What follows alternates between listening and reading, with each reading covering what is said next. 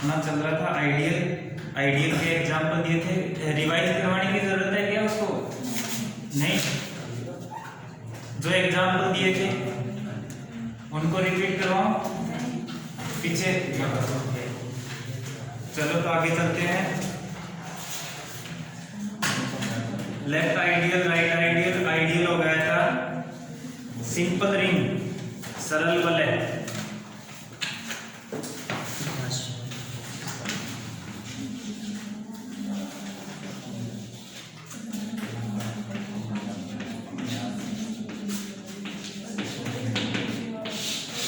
Simple ring, सरल वलय क्या होती है?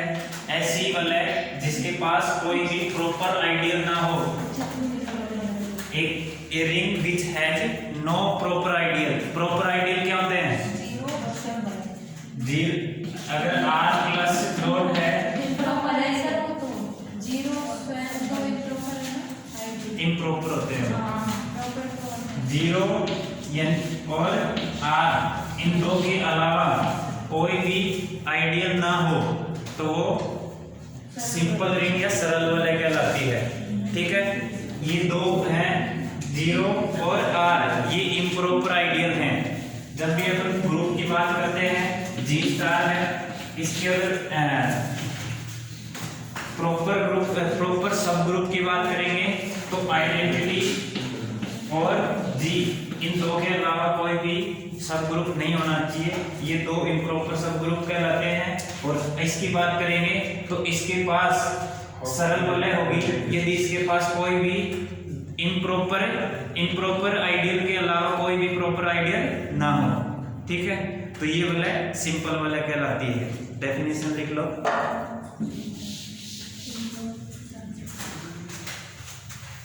यदि किसी वलय के केवल निरर्थक या विषम गुंजावली हो, यदि किसी वलय के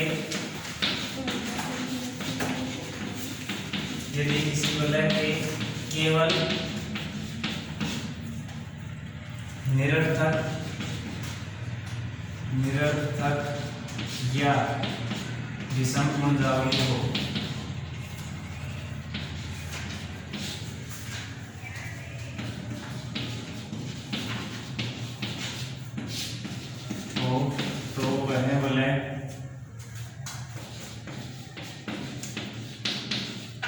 तो वह वलय सरल वलय कहलाती है।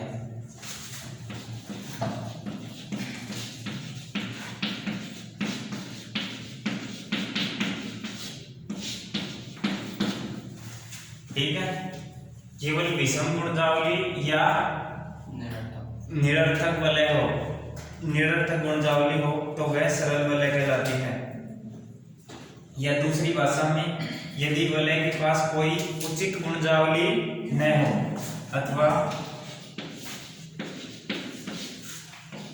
यदि किसी वलय के पास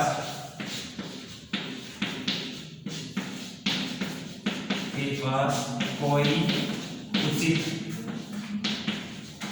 गुणजावली न हो तो वह वलय सरल वलय कहलाती है।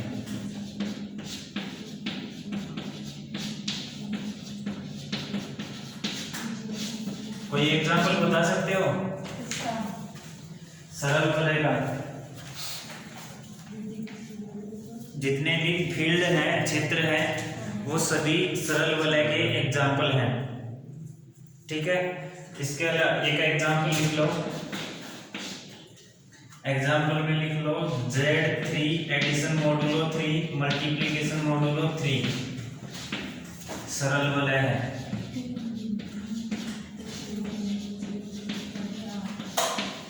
सरल वलय है। देखो सरल वलय क्यों है? जैसे मैं ये कहूं कि Z3 addition modulo 3 multiplication modulo 3, इसका जो भी आइडियल बनेगा उसको मैं I से डिनोट कर रहा हूं, वो I इस Z3 का सब ग्रुप होना चाहिए एडिशन मॉडुलो 3 के रेस्पेक्ट में। ठीक है, आई एडिशन मोडुलो 3 सब ग्रुप होना चाहिए। ये जो नोटेशन होता है ना, ये नोटेशन सब ग्रुप का है, ठीक है, ये नोटेशन सब ग्रुप का है। और इस नोटेशन के ये पूरा क्लोज हो जाए तो ये है नॉर्मल सब ग्रुप का नोटेशन, ठीक है। जब भी मैं ये नोटेशन लगाता हूं तो वो सब ग्रुप है, आई है, उस सब ग्रुप बनेगा Z3 के रिस्पेक्ट में। तो Z3 के सब ग्रुप कौन से होंगे? Z3 एडिशन मोडुलो 3, Z3 के पास एलिमेंट होते हैं 0, 1 और 2, ठीक है, 0, 1, 2। अब इसका सब ग्रुप बनने के लिए क्या होना चाहिए? जो भी सेट सबसेट बनेगा इसके सबसेट या तो आइडेंटिटी होंगे, केवल एक अवयव, या 1 होगा या 2 होगा, ठीक है। अगर दो अवयवों का सेट बनेगा तो वो या तो 0, 1 बनेगा, या 0, 2 बनेगा, या 1, 2 बनेगा, ठीक है। और 3 का बनेगा तो वो खुद बनेगा 0, 1, 2, ठीक है। 3 अवयव हो तो टोटल कितने सबसेट होते हैं? वो सबसेट तो 2 की पावर 3 8 होंगे, लेकिन वो एम्प्टी सेट होता है इसलिए नहीं होता। तो 7 सबसेट बनते हैं, केवल ये सब ग्रुप बनता है और केवल एक ये सब ग्रुप बनता है, ठीक है। इनके अलावा ये सब ग्रुप नहीं बनते, क्यों नहीं बनते? क्योंकि जब हम इसकी बात करेंगे ना तो इसका ऑर्डर Z3 के रिस्पेक्ट में 3 होता है और इसको केवल आइडेंटिटी बनना पड़ेगा, ठीक है। ये आइडेंटिटी है नहीं तो ये सब ग्रुप भी नहीं बनेगा, ठीक है। सब ग्रुप अपने आप में ग्रुप होता है, तो ये ग्रुप ही नहीं है, ग्रुप नहीं है तो सब ग्रुप भी नहीं बनेगा। चलो, इसके पास तो आइडेंटिटी नहीं है, इसके पास भी नहीं है, ये भी सब ग्रुप नहीं बनेगा, लेकिन इसके पास आइडेंटिटी भी है और अवयव भी है। ये क्यों नहीं है सब ग्रुप? ये इसलिए नहीं है क्योंकि 0 ऑर्डर ऑफ 0 तो 1 आ गया, ऑर्डर ऑफ 1 इसका 3 होगा, और ग्रुप का ऑर्डर कितना है? इसको अगर मैं h मान लूं, h बराबर 0, 1, तो ऑर्डर ऑफ h कितना है? और h में अवयवों की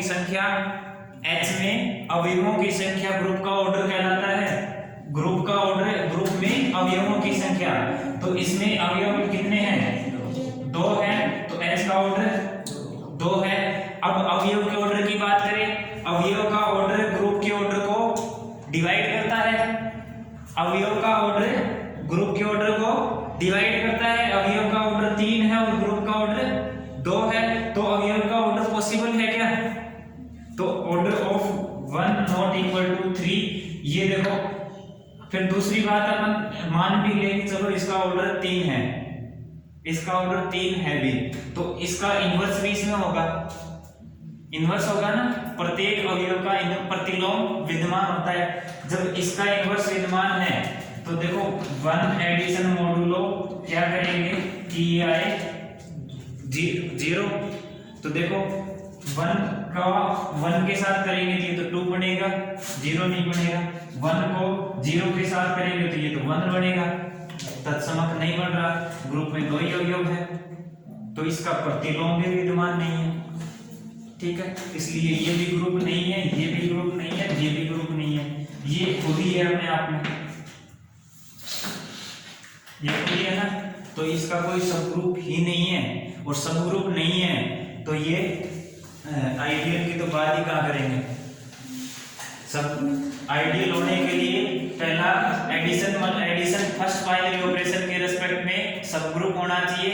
इसके कोई भी प्रॉपर सब ग्रुप नहीं है, कोई भी उचित उपग्रुप नहीं है, कोई भी उचित उपग्रुप नहीं है। इस वजह से इसके पास कोई भी प्रॉपर आइडियल नहीं है, कोई प्रॉपर आइडियल नहीं है, तो यह सरल वलय है, ठीक है।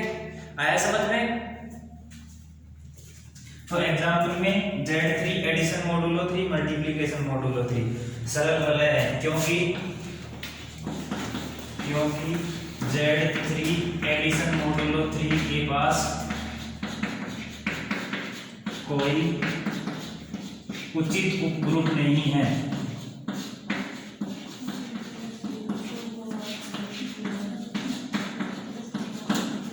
ठीक है। Z3 एडिशन मोडुलो 3 के पास कोई उससे उपग्रुप नहीं है।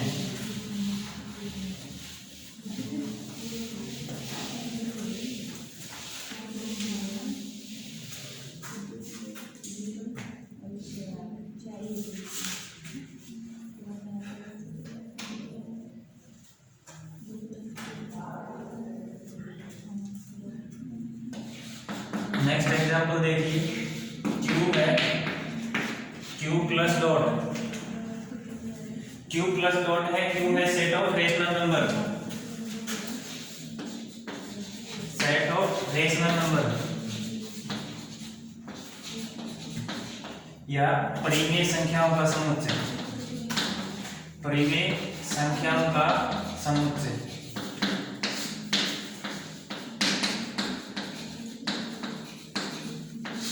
क्यू क्या है? परिमेय संख्याओं का समुच्चय। जेड है प्लस डॉट, जेड है पूर्णांक संख्याओं का समुच्चय। अरे बातें नहीं, जेड है पूर्णांक संख्याओं का समुच्चय। ठीक है, क्या जेड प्लस डॉट आइडियल है आर का?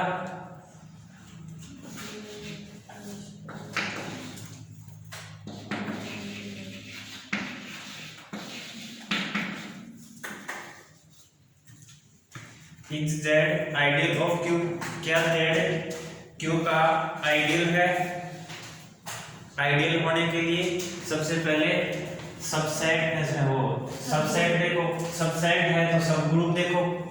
जेड, जेड के सभी अवयव क्यू में है, क्यू में है तो जेड सबसेट हो गया। अब ये देखो जेड है, इस एडिशन बाइनरी ऑपरेशन के रिस्पेक्ट में ग्रुप है, जेड एडिशन बाइनरी ऑपरेशन के रिस्पेक्ट में दो इंटीजर का सम, इंटीजर एसोसिएटिविटी, आइडेंटिटी 1, आइडेंटिटी 0। ठीक है, प्रत्येक का इनवर्स नेगेटिव का पॉजिटिव हो जाएगा, पॉजिटिव का नेगेटिव, तो ये ग्रुप हो गया। और जब भी सब ग्रुप प्रूव करने की बात हो तो सब ग्रुप प्रूव करना हो ना, तो एक अवयव लो और एक अवयव लो और कोई दूसरा अवयव लो बी, ए अवयव जेड का और बी अवयव जेड का, A dot B inverse. Dot का मतलब जो जिस बाइनरी ऑपरेशन के रिस्पेक्ट में हम सब जिसको सब ग्रुप प्रूव करना चाह रहे हैं, जेड को सब ग्रुप प्रूव करना चाह रहे हैं एडिशन बाइनरी ऑपरेशन के रिस्पेक्ट में, तो ए प्लस बी इनवर्स, ए जेड का मेंबर ले रहे हैं, बी जेड का मेंबर ले रहे हैं, तो ए प्लस बी इनवर्स करेंगे और वो अवयव आना चाहिए जेड का। ये सर डॉट में तो बी के प्रतिलोम बी इनवर्स होता है, तो प्लस में तो माइनस भी होता है। प्रतिलोम को बी इनवर्स से डिनोट करते हैं, चाहे वो एडिशन में और चाहे ऐसा मल्टीप्लिकेशन कुछ नहीं, डॉट के लिए होता है सर। बी इनवर्स का मतलब क्या होता है? वन बी तो होता है नहीं, तो प्रतिलोम को डिनोट करने का तरीका ये। ए के प्रतिलोम को हम ए इनवर्स से डिनोट करते हैं, चाहे वो एडिशन में और चाहे मल्टीप्लिकेशन में हो। सर ए का युगात्मक प्रतिलोम क्या होगा? एक आर्बिट्रेरी नंबर है या कोई फिक्स नंबर है। ए अगर मैं ये कहूँ कि ए बराबर 5, इसका योगात्मक प्रतिलोम ए इनवर्स बराबर -5 होगा। सर ए बराबर -5 होगा, देखिए ए इनवर्स बराबर -5। ए के प्रतिलोम को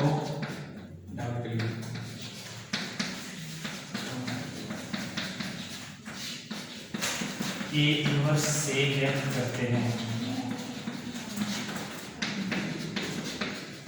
मैंने यहाँ लिखा है कि वो योगात्मक है, गुणात्मक है। सर वो तो देंगे ना, नोटेशन, सिर्फ नोटेशन है प्रतिलोम का, ना कि ये योगात्मक गुणात्मक, सिर्फ नोटेशन है ये इनवर्स का। सर डॉट सेम कैसे हो सकता है? मैंने यहाँ अभी तो चलो इसकी बात हो रही है, मैं जब भी कहूँगा ए का प्रतिलोम बताओ क्या होगा, तो उसको 1/a कहोगे या -a कहोगे। मैं सिर्फ जब भी आर्बिट्रेरी एलिमेंट की बात होती है तो उसको ए इनवर्स से ऐसे डिनोट करते हैं। और जब भी मैं ये कहूँ कि a बराबर 5 3 है तो a का प्रतिलोम बताओ तो a इनवर्स बराबर कहूँगा -3। ऐसे थोड़ी लिखूंगा कि a का प्रतिलोम, लैंग्वेज में थोड़ी लिखेंगे आप। a का प्रतिलोम ऐसे थोड़ी लिखेंगे कि a का प्रतिलोम बराबर -3। जब भी नोटेशन में काम करते हैं तो सिर्फ उसका नोटेशन ही लिखेंगे वहां। और योगात्मक की बात करें तो वो माइनस में हो जाता है, गुणात्मक 1/4 में हो जाता है। ये सिर्फ नोटेशन है, जबकि यहाँ a इनवर्स का मतलब ये नहीं है कि a इनवर्स बराबर 1/4। लेकिन सर प्रतिलोम सब कुछ तो जोड़ के आएगा ना, योगात्मक की गुणात्मक, मतलब प्रतिलोम का ही सब बदल दीजिए।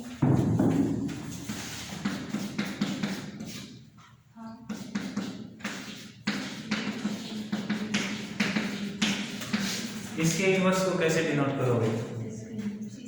मैंने ये बाइनरी ऑपरेशन लिया है, जी स्टार ग्रुप है और a स्टार b बराबर डिफाइन किया है a plus b minus A B.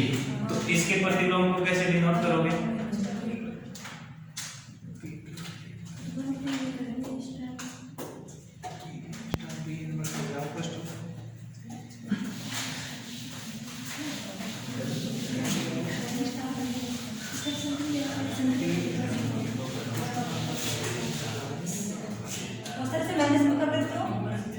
क्या जैसे कौन upon a plus b minus a भी होगा सब प्रतिलोम ना, b माइनस लगाते तो क्या फर्क पड़ेगा? किसके? प्रतिलोम ही तो है। मैं समझा नहीं दोबारा। जैसे आप सर b इनवर्स कर रहे हो ना, हाँ, ऐसे माइनस b भी कर सकते? नहीं कर सकते। क्यों? क्योंकि जब a माइनस b करोगे ना तो ये b अपने आप में दूसरा एलिमेंट हो जाएगा।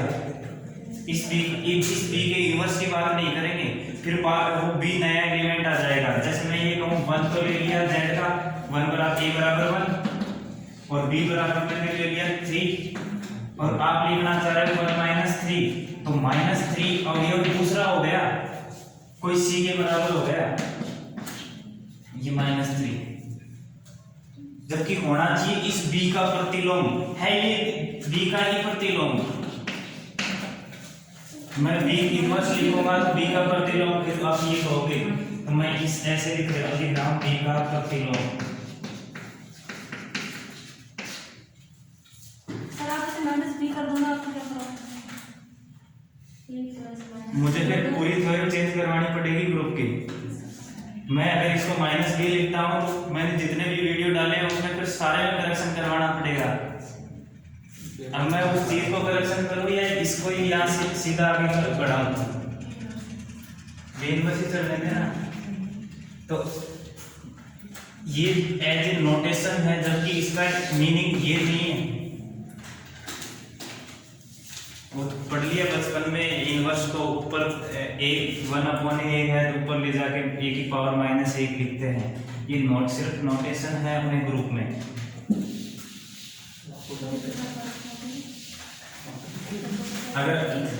अगर आप इसको a इनवर्स लिख रहे हो तो मेरे को तो इसके प्रतिलोम को बता दो, इसके प्रतिलोम को मैं कैसे डिनोट करूंगा?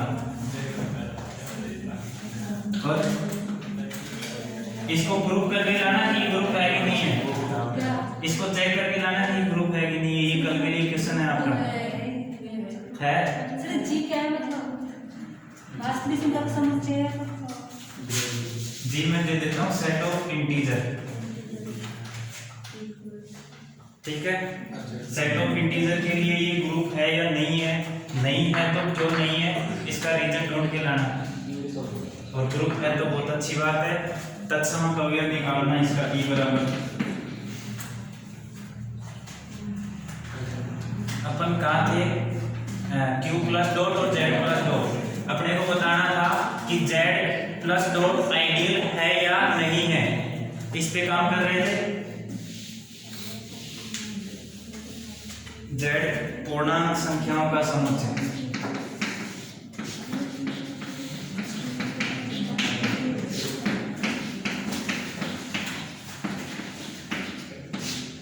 z है पूर्णांक संख्याओं का समुच्चय। अब देखो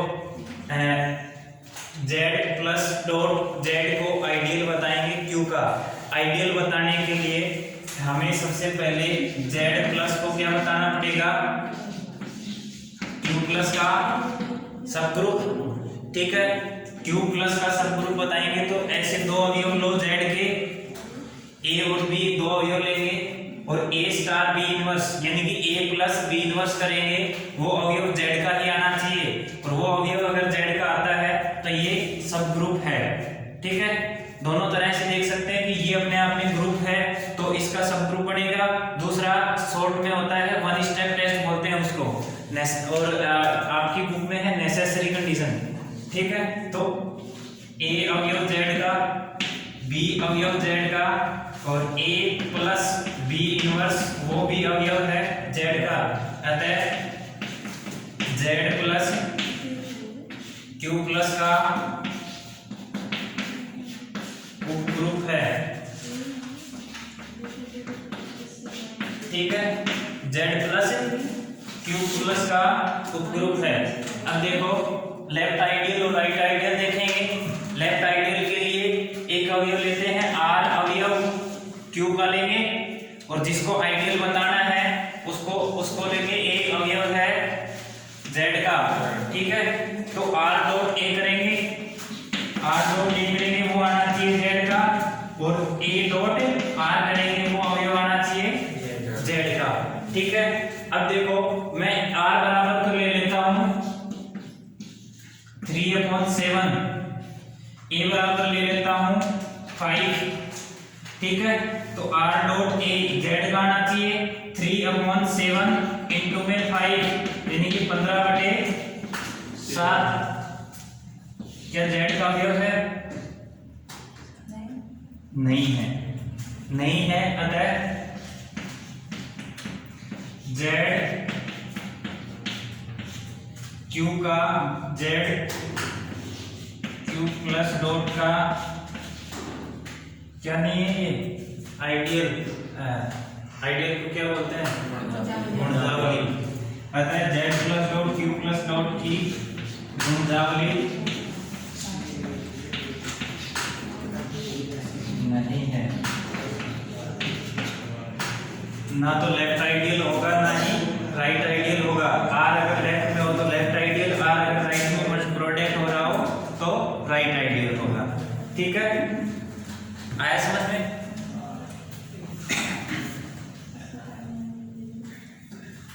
नेक्स्ट थ्योरम कर ले। नेक्स्ट थ्योरम है किसी वलय के किन्हीं दो गुणजावलियों का प्रतिच्छेदन पुनः एक वलय की गुणजावली होती है। प्रतिच्छेदन मतलब intersection. Prove that the intersection of two ideal of a ring is again an ideal of ring. अब देखो ग्रुप के लिए हमने पढ़ा था, सब ग्रुप के लिए पढ़ा था, अब रिंग के लिए पढ़ा था, अब आइडियल के लिए देखेंगे कि दो आइडियल का इंटरसेक्शन अगेन आइडियल होता है। पहले हमने रिंग के लिए पढ़ा था कि दो रिंग है, उनकी कोई सब रिंग है दो, तो उनके लिए उनका इंटरसेक्शन भी अगेन सब रिंग होती है। और दो ग्रुप है, दो ग्रुप का इंटरसेक्शन अगेन ग्रुप होता है। अब देखो प्रमेय एक, किसी वलय के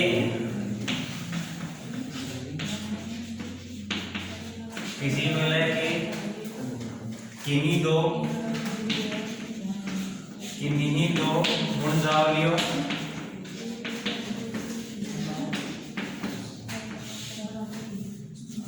गुणजावलियों का प्रतिच्छेदन मतलब इंटरसेक्शन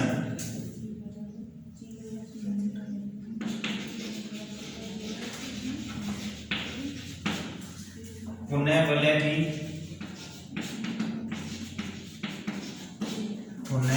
की गुणजावली होती है।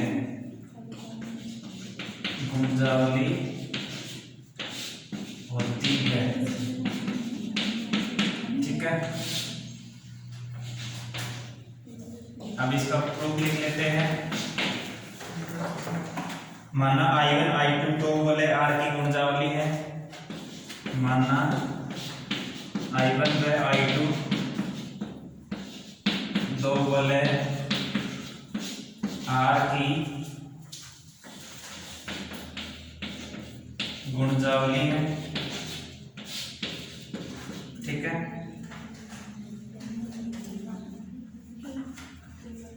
गुणजावली की परिभाषा से, गुणजावली की परिभाषा से I1 व I2 R प्लस की, I1 व I2 R प्लस के उपग्रुप है। उपग्रुप क्यों है? क्योंकि गुणजावली की परिभाषा क्या कहती है कि जिसको हम गुणजावली बता रहे हैं वो उपग्रुप होना चाहिए वलय का। तो I1 I2 को गुणजावली माना है, तो I1 और I2 दोनों वलय R प्लस की उपग्रुप है। अब नेक्स्ट देखो, इसलिए I1 इंटरसेक्शन I2, इसलिए I1 इंटरसेक्शन I2 भी R प्लस का उपग्रुप है।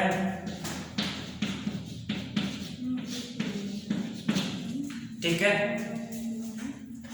अभी मैंने बताया था कि दो रिंग की दो सब रिंग है, उनका इंटरसेक्शन भी सब रिंग होता है। दो ग्रुप हैं, उसके दो ग्रुप हैं, जैसे G है, G स्टार, इसके दो उपग्रुप हैं H1 और H2। ये उपग्रुप है तो H1 इंटरसेक्शन H2 भी उपग्रुप होता है, और इसका ग्रुप मैंने करवा रखा है, जब मैंने ग्रुप पढ़ाया था उसमें करवा रखा है।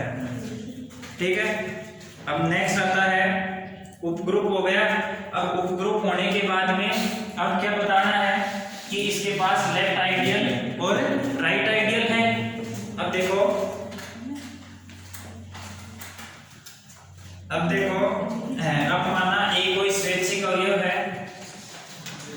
अब माना A एक स्वैच्छिक अवयव है, A एक स्वैच्छिक अवयव है जो I1 इंटरसेक्शन I2 का है, तथा R स्वैच्छिक अवयव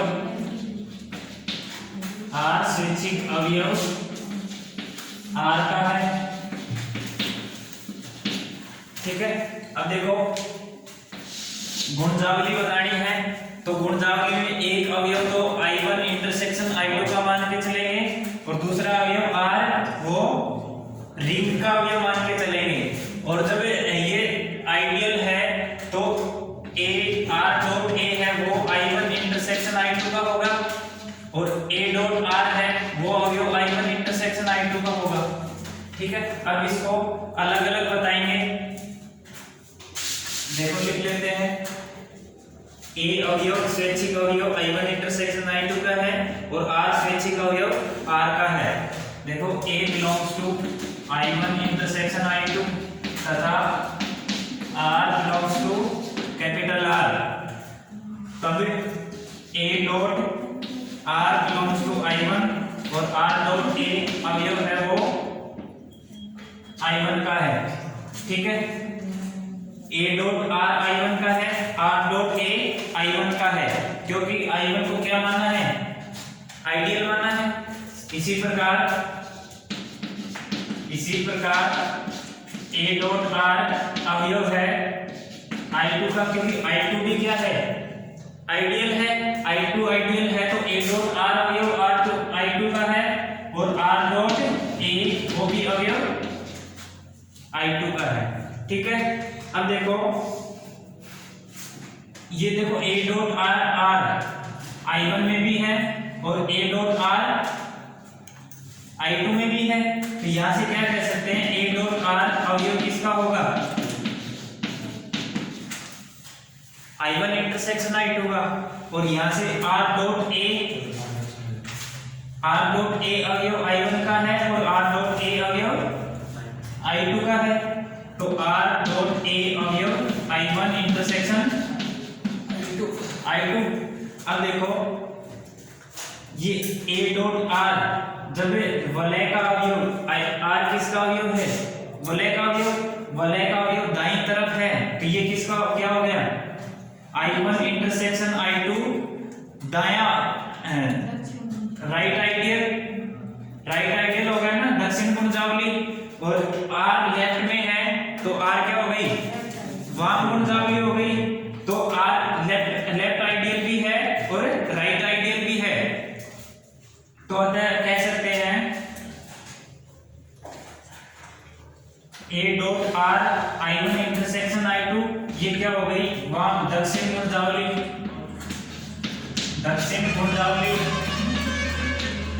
ठीक है। और इसको लिख लो R डॉट A, इसको लिख लो वाम गुणजावली,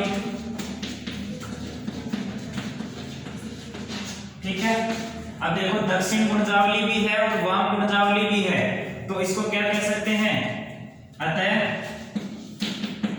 I1 इंटरसेक्शन I2 भी वलय R की गुणजावली है,